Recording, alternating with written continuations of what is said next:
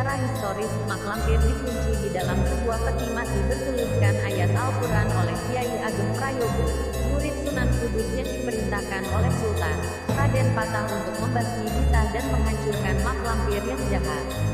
Cerita kemudian mundur kembali ke peristiwa menjelang pertarungan. Mak lampir, setelah mengorbankan seorang bayi, berbicara kepada para pengikut Tauni Orchid sekte tentang kekuatan yang dia terima dari Dewa Batara kala di sarang sekte tersebut, dua setan. Sementara itu, Raden Patah mengadakan pertemuan dengan dewannya mengenai lampir yang meneror kerajaan. Dia bertanya kepada Syekh Sunan Kudus tentang calon potensial yang paling memenuhi syarat untuk memimpin misi penindasan terhadap sekte jahat di lereng Gunung Lawu.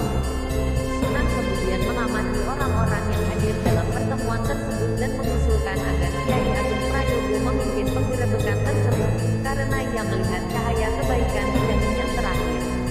Kemarahannya akan merencanakan kerajaan Demak dan menyantet Kiai Ageng Prayogo.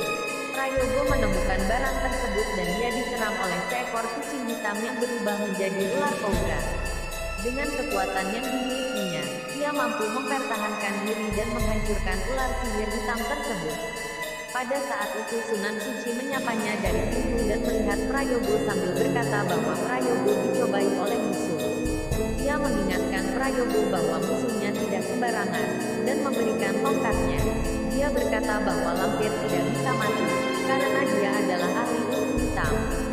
Satu-satunya cara untuk menghancurkannya adalah dengan mengunci peti dari pantai kucing hitam yang dipantek dengan emas di setiap sudutnya. Lampir yang mengintai dari mangkuk sarang merasa tertantang oleh Sunan Kudus, yang menurutnya tidak bisa dia turuti.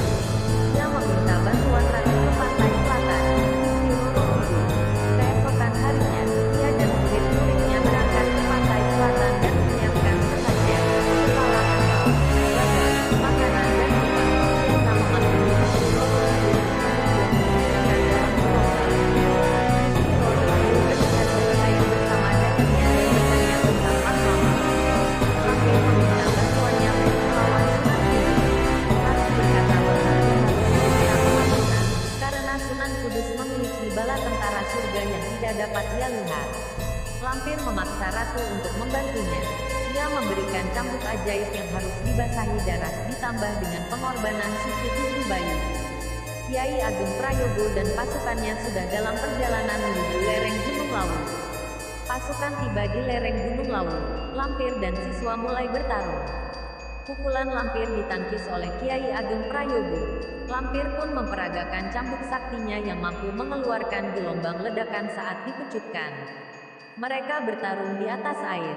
Isi perut lampir diekstraksi oleh Kiai Ageng Prayogo dan tenggelam ke dasar. Bagian-bagian tubuh kembali menyatu dan menghidupkan kembali lampir. Namun Prayogo mengurung lampir di dalam peti dan menyimpan peti di sarang lampir. Sebelum Prayogo pergi, lampir bersumpah akan membalas dendam pada Prayogo. Prayogo menggerogoti sarang lampir dan pasukan Demak kabur. 130 tahun kemudian, ketika sekelompok pria saat berburu babi hutan, satu persatu, Sarma ambruk ke dalam lubang. Temannya, Sersan, memperbesar untuk membantu. Keduanya menjelajahi gua yang penuh tengkorak itu untuk mencari jalan keluar, dan menemukan peti mak lampirkan yang ditiban oleh berhala Batara Kala, dan dijaga oleh roh yang mengelilingi peti itu, yang tidak bisa dilihat oleh Sarma dan Tahir. Mereka berdua mengira itu berisi peti harta karun, dan mencoba membukanya. Mereka berhasil, dan Sarma menemukan tubuh mak lampir tergeletak di dalamnya. Tahir, di sisi lain, melihat harta karun di dalam peti mati.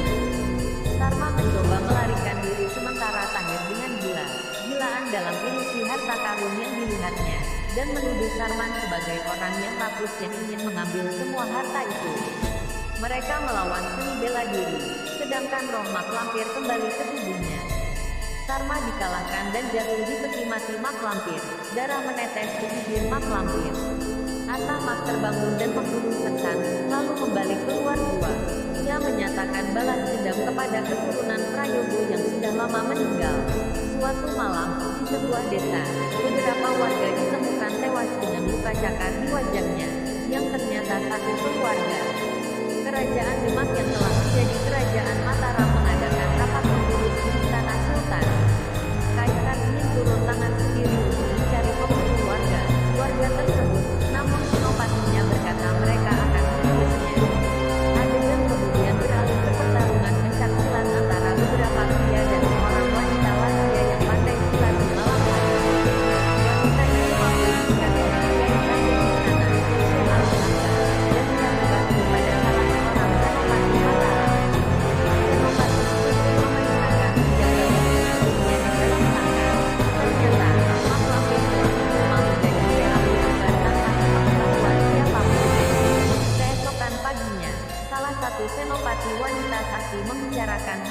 dengan bawahannya yang akrab dipanggil Nini Towo. Senopati itu diperintahkan untuk dibawa kepadanya. Tetapi seorang penjaga melaporkan bahwa wanita itu telah melarikan diri. Kaisar kemudian memerintahkan untuk menangkapnya, hidup atau mati. Sedangkan sekelompok anak-anak bermain gatrik di pinggiran kampung. Tiba-tiba mak lampir muncul dan menangkap gatriknya di udara dan menghancurkannya. Kemudian dia bertanya apakah salah satunya adalah putra Harun Hambali, salah satu keturunan Prayogo. Anak-anak, dan bahkan kemudian melarikan diri dari anak-anak. Malam harinya, setelah belajar, sembara, Bashir dan Aji sedang dalam perjalanan pulang ketika salah satu dari mereka, Bashir, mencium bau dupa. Seekor kelelawar besar berterbangan di atas kepala mereka, sedangkan Bidara mengawasi dari balik semak. Bashir mengompol karena ketakutan, dan mereka bertiga bergegas pulang. Mak tertawa terbahak-bahak lampir terdengar di atas pepohonan, di anak-anak tersebut. Mereka lari ke rumah Aji untuk bersembunyi, tapi kemudian bahan tertawaan mak lampir berhenti, dan Bashir dan Blabla pulang. Kemudian pada tengah malam, mak lampir menemukan Aji dan ingin menyerang hingga kemudian dihentikan oleh Bidara.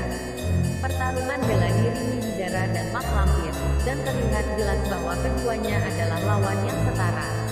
Mereka menghilang sebentar, dan ibunya Aji terbangun, menanyakan kejadian apa yang terjadi di luar.